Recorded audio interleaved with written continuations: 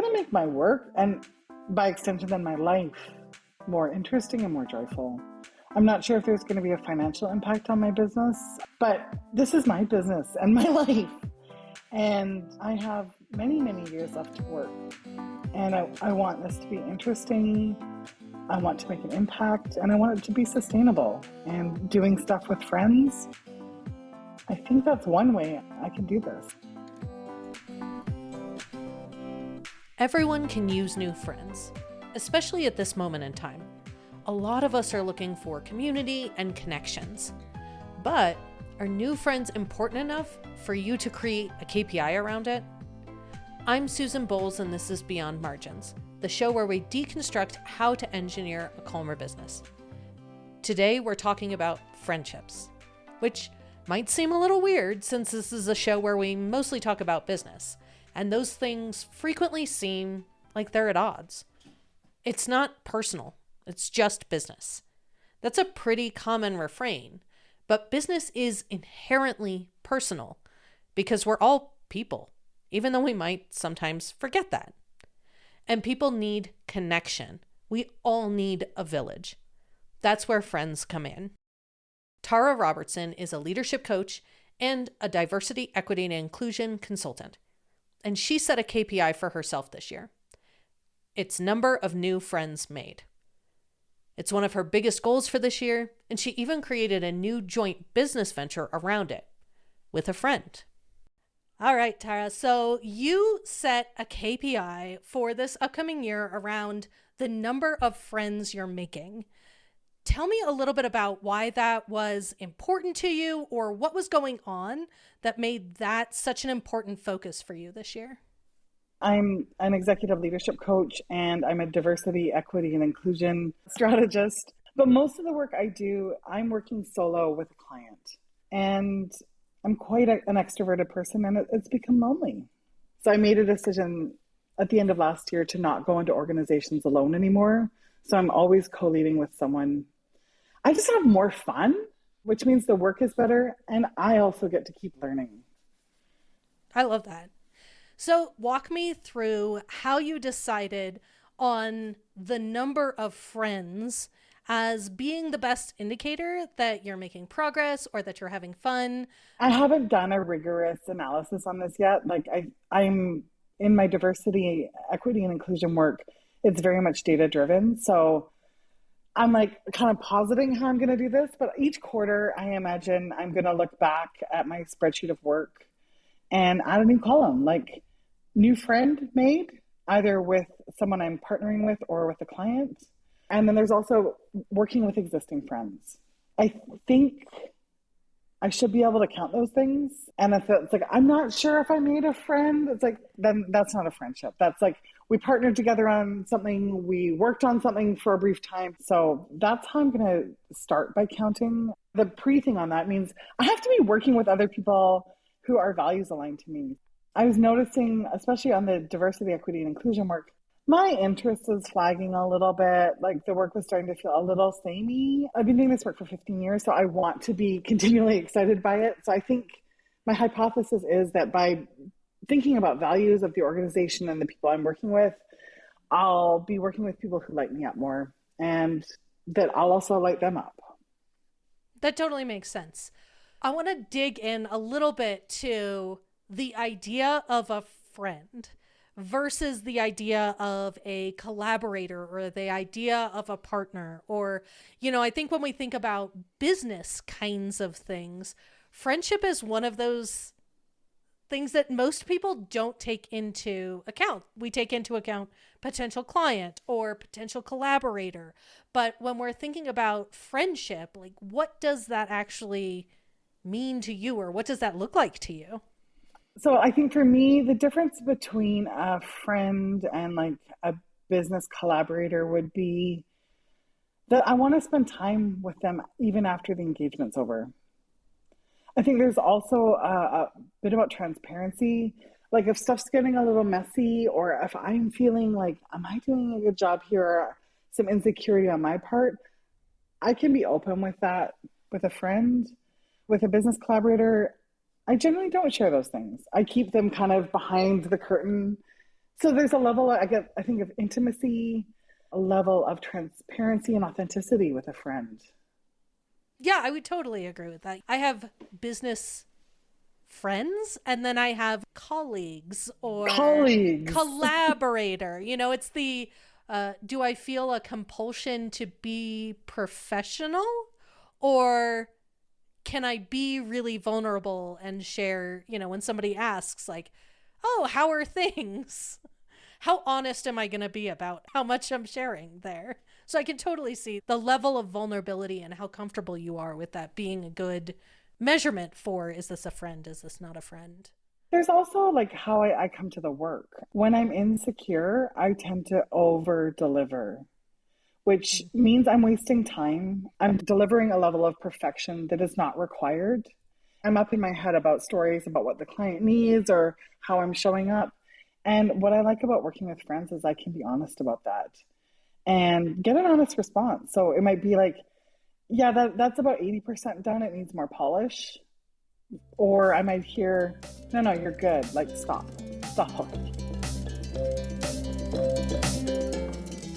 Now that we kind of have a good idea of what a friend looks like, are you thinking about friends as a kind of de facto metric for something else? Are you using number of friends to measure overall happiness? Is it a metric for potential work? Or is it really just about, I want to work with friends and that brings me joy, so I'm setting a KPI around that?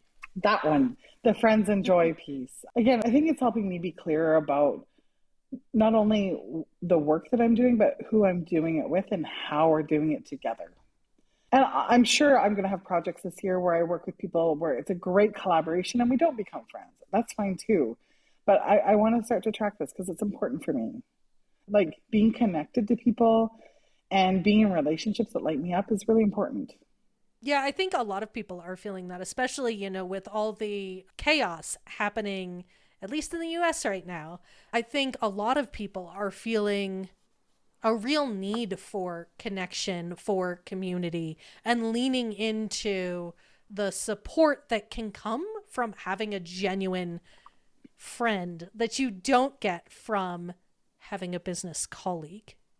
Yeah, it's also making me think the thing I love about being a business owner is the freedom and the flexibility and the creativity. So I'm trying this. I think it's going to work out and it's going to like highlight some good things that I want to keep core to my business, but maybe it doesn't work out at all. Like also the freedom to experiment and the freedom to say, I'm creating this as a KPI for myself is something that I really value. Even if you don't hit your benchmark of number of friends, I really can't think of a downside of intentionally curating more friends in your life. I'm aiming for 10 this first quarter. I'm just curious, like how many of the engagements I have, would I say the people I'm working with are genuine friends or I've created a new friend? Tara is using her KPI around friendship to help her create deeper connections and bring more joy to her business. It's not necessarily tied to other areas of her business, which works really well for her, and that might be your vibe too. But if you're more like me, you might need a bit more structure or strategy behind what you're measuring. So let's play out a little thought experiment here. What could new friends made be a de facto measure for? Well, it could be a way to help develop new clients or referral partners. New friends made could be a way to access more resources around support. Maybe it's about finding a community that can be your business village. New friends could also be a way to build more emotional or energetic margins for yourself. And while Tara is counting the number of friends as her measure of success, there are lots of other ways you might consider creating KPIs around the idea of friendship. In the episode with Karen Sargent, we talked about building a client report card. You could add a rating to that card about how established your friendship is with that client. You could also track how long it takes you to build a friendship, with the goal of figuring out how to establish friendships faster. Or maybe you want to set a KPI around actions that would help you build friendships. So you set a metric around how many times you reach out to people you have existing relationships with to see if they want to hang out. That would be a great way to make progress on deepening the relationships you already have. Or if you're more concerned about making new friends, maybe you set a KPI around reaching out to new connections on LinkedIn. There are tons of different ways you can go about creating some calmer KPIs in your business. And even if you have the same goal as someone else, in this case, we're talking about new friends made, the specific KPI you set around that can look really different. We're going to take a quick break to hear from our sponsors, but when we come back, Tara and I talk about the nuances of how to actually develop friendships, especially with clients. Hey there, are you looking for new ways to design and deliver your services in a calmer, more sustainable way? I've got just the thing for you. The Calm Service Design and Delivery Inspiration Swipe File. It's a free resource that I've developed that's packed with 60 plus services from over 40 real-world providers just like you. You can browse by service type, delivery method, scale, support level, whatever inspires you to rethink how you work. This swipe file is all about helping you create services that are not only profitable, but also aligned with the calmer business model. Head to beyondmargins.com/swipe or just click the link in the show notes to grab your free copy today. So talk to me a little bit about how you are thinking about this integrating with the rest of your business. So are there other systems or data or areas of your business that you're focusing on that this ties into or you're thinking about tying it into? Natalia Sanyal, who was on a previous episode of yours, I was her client a couple of times actually, but we also became friends. Like, she had a big win in her business and I showed up at her house with cake to celebrate her. And that's like the moment where we kind of stepped into also being friends. We've been thinking up since December, and we're actually launching soon a business network called The Long Table. That's about both deepening relationships with folks and referrals, both opportunities and revenue opportunities. So we've stepped back and looked at our relationship and like, what is so good about this? Like, we genuinely like each other, we share values, and through that deep connection that we forged over time, we've referred work to each other, and we came up with this idea for a workshop that was a fundraiser for something that we both care about. And those things that benefited both of our businesses came out of the solid relationship and friendships. And there's a bunch of kind of traditional business networking groups where it's more transactional, and we're like, how can it also be relational? Clearly, the idea of friendship, the idea of relationships is something you've been thinking really deeply about. How are you thinking about incorporating that value into either the way you're structuring the long table or structuring your own services? Talk to me about how the value for friendship is ending up imbued in your work. Well, for the long table, everything needs to be about relationship and referral of revenue. And I had this great idea. What if we had these like different kind of challenges and things to get people out of their comfort zone to try new things? It's sort of like business hypothesis testing. And Natalia's like, that sounds like a great idea. Which one does it map to? And I was like, neither. So we're like, okay, that idea goes out the window because it doesn't align with this project. So that's kind of where we used it as a filter for, is this something that we're designing in or designing out? One of the challenges that I find when I am personally designing services is that it is really difficult to keep a focus, particularly if you're someone who iterates and comes up with all kinds of cool ideas. Being able to understand, is this part of the core value, or is this something that is tangential and maybe fun? How do I map this back so that the value for really relationship building, which is what we're talking about, through friendship, I think it's really difficult to filter so that only the things that impact that value stay in. And I think that's a really difficult skill to build. It's much easier to do when somebody else is like, I like that idea. Answer my question. And that's where having two brains there was helpful. I get carried away when I'm ideating, like, this is a great idea. It's like, it is a great idea, but not for this thing. When you're thinking about developing relationships, either with clients or with other new friends, do you think about in-person relationships and online-only relationships differently? There's a few people that we have standing like social Zoom calls, either monthly or quarterly. I really value those relationships, and it's been, I've been playing around in the last 4 years since I've been in business. Like, what's the right amount of social time? I spend a lot of time on a screen, like a lot of us do, and it could be a Zoom call or it could be us both putting on our headphones and going for a walk in our neighborhood where we're connecting, but we're also not in front of a screen. I can over rotate and want to connect more than I have time sometimes. So it's also being realistic with what my business needs from me and how much social time I have. So I am an introvert. I am not extroverted at all. And definitely something I need to take into consideration is I will have spurts where I'm like, I want to connect, and I'll book calls with everybody. And then when it comes time to actually do that, I don't have the energy because I've overcommitted.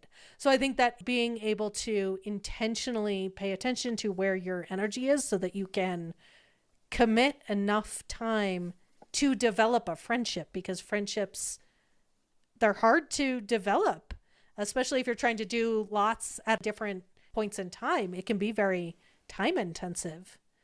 I like doing stuff with people. So I started the Coaches Barbecue, which is a global free coaching on conference. We're on the fourth or the fifth one now. There's four of us on the organizing team. We've got a pretty good system dialed in now. So we meet probably 4 times every half year to put on an event. And our check-ins for the hour meeting, we spend about half an hour just talking about life, and then we move into the stuff we need to do. So it's actually quite a good balance for me to connect and get to know these folks deeper and do a thing together. That makes sense. Is there a way that you translate that to client relationships? So I'm thinking about if you wanted to develop a client relationship into an eventual friendship, are there pieces of the client engagement that you would talk about personal stuff? How do you start to share vulnerably within the context of a client relationship? Because I think that is a challenge for a lot of folks. As you know, when we think clients, there's this wall of professionalism. We have to be professional. We can't cross the personal to business barrier. I think it's really difficult to figure out what to share, what not to share, particularly as the provider. Or do you think it's on the client to initiate whether they're willing to be vulnerable? So I'm going to give two answers because I kind of have two different streams of work. On the consulting side, I want to spend a bit more time on the being with my clients, like around their lives, how they're doing, the bigger context of what the work is that we're doing together before diving into the agenda. In my earlier days consulting, I felt like to be professional, I really needed to deliver a lot and fast and whatever for my client. And the client engagements that have been the most impactful are where there has been a connection. So spending time, a little bit of time each time we meet, making sure we're connected as human beings, I think is important. On the coaching side, it's really about my clients. So sometimes I'll share a little bit about my life if it's relevant, and then bring it back to the client about what new things are coming up for them. It would be a negotiation after, like, okay, like that was great. I actually want to know you outside of this, and I want you to know me. Are you interested in that? And what could that look like? Like when you're working with your clients, how much of yourself can you bring, or how much connection or authenticity do you bring? I think it has changed over time. I think when I first started out consulting, I was very focused on being professional and being credible. And part of that is, my positioning, I guess. A lot of the time people are encountering me as a CFO or as a COO. And for a very long time, I really thought that I needed to embody what they were going to picture as their CFO. It felt very claustrophobic for me to always be quote unquote professional. When I started to, from a content perspective, let myself be more human and less corporate, when I started telling people that, like, if you want somebody to show up in a blue suit and use a whole bunch of jargon, I'm just not the right fit for you. If you want somebody who's probably going to show up in a gray hoodie and use, normal people words and be empathetic about your situation, then we're probably a good fit. So I think once I started leaning into that more in my content and my marketing, that made me much more comfortable bringing who I am as a person to my engagements, because I had kind of set up the expectation that that's what people were going to get. And I started using that, honestly, as a filter for who was going to be a good fit as a client. So if you're very concerned with, like, quote unquote professionalism, if you really want like the buttoned up finance geek kind of thing, you're very turned off by most of my content. You're not going to be attracted to me. And I think that allowed me then to be more comfortable showing up, I wouldn't say as my whole self, but I do bring a lot of my personal experience, my personal perspectives into my work with clients. There was a line I had on my website probably 5 or 6 years ago. It was a very small line on, I think it was on my about page. And it was just something like 0 rules in QuickBooks drools. I'm not a fan of Intuit products in general. QuickBooks particularly annoys me. But I just had this little line on my about page. And I had a few times where I'd be on a call with someone and they would mention it. It was actually, so the people that worked well with me never said anything. Got it. The people who I'd be talking to them on like a sales call and they'd be like, hey, so this line is on your website. You might want to think about taking that down. It's pretty unprofessional. And I'd be like, noted. Also, I don't think we should work together. Like, you clearly either don't have a sense of humor or you're just like, we are not going to vibe together. And it ended up being like, I thought it was a throwaway line and it ended up essentially being a vibe check for who was going to be a good fit. And so I think the more I've leaned into that, the more comfortable I am in client engagements, just being me and showing up in, I will almost always be wearing a black t-shirt, gray hoodie, and jeans. Like, so and if you have a problem with your CFO showing up like that, then we're not a good fit necessarily.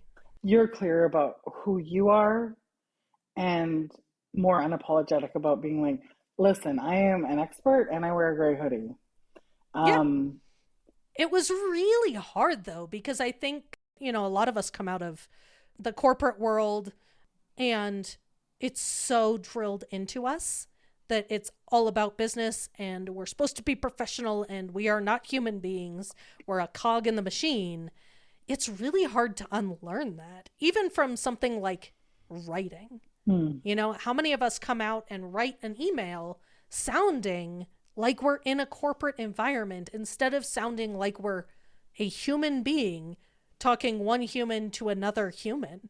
And I think being able to get past that, like, I need to be buttoned up and just showing up as you are, whether that is somebody who makes jokes about accounting systems or whether you're just someone who, happens to do yoga and you want to mention that. I think the more we can show up as humans, the easier it is to build a real, genuine relationship with the people that we're working with.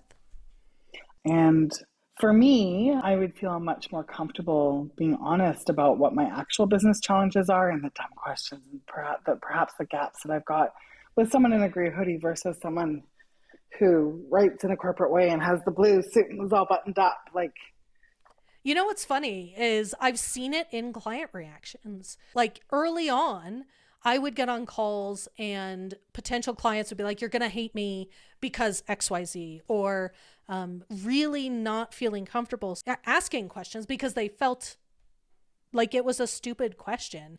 The more human I was, the more comfortable people are showing up and saying, I don't know this. I don't understand this. Can you explain it to me? I definitely experience that on the consulting side of my business, especially right now, diversity, equity, and inclusion stuff.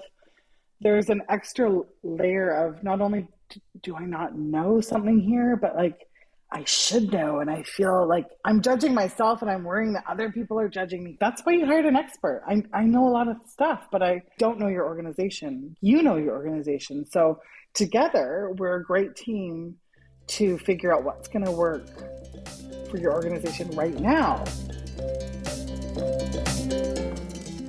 How are you thinking about the impact of having more friends with who you are interacting in your business? How do you feel it's going to make your business or your work calmer or more joyful?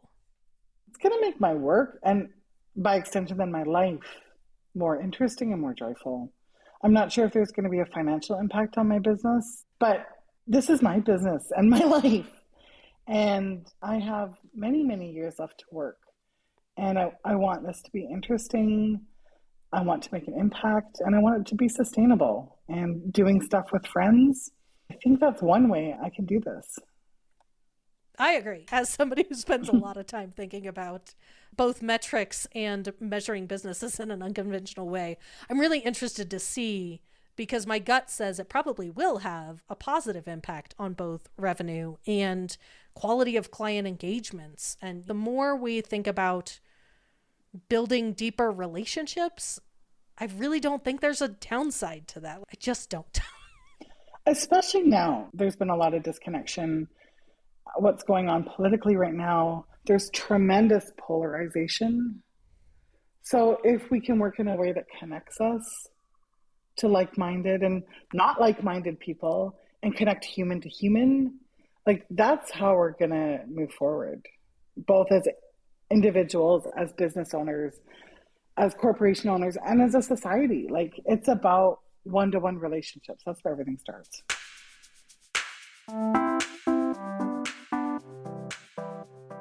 A lot of us are craving connection and community right now, and creating a KPI around something that's so important is a great way of making sure you are making progress towards it. Something like finding community might feel intangible, but you can create very real measurements that help you get there. Whether that's a KPI around the actions you want to take, or like Tara, the actual number of friends you're making. Even something as simple as a daily rating around how connected you feel might be a great place to start. Those are all tangible measures that help you tell whether or not you're actually making progress, and they help keep you on track. That's what great KPIs do. Big thanks to everyone who supports Beyond Margins. If you're a listener, a sponsor, or a partner of any kind, I absolutely couldn't do this show without you. You can support this show by leaving a rating and a review. It really does help new listeners hit play with more confidence. Thanks for listening, and until next time, stay calm.